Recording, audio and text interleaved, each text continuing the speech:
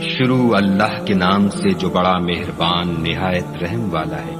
یا ان کی مثال میں کسی ہے کہ آسمان سے برس رہا ہو اور اس میں اندھیرے پر اندھیرا چھا رہا ہو اور بادل گرج رہا ہو اور بجلی گونج رہی ہو، تو یہ کڑک سے ڈر کر موت کے خوف سے کانوں میں انگلیاں دے لیں، اور خدا کافروں کو ہر طرف سے گھیرے ہوئے ہے۔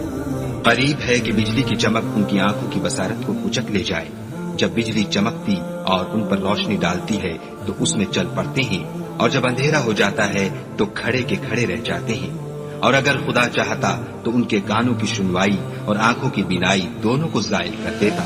بلا شبہ خدا ہر چیز پر قادر ہے۔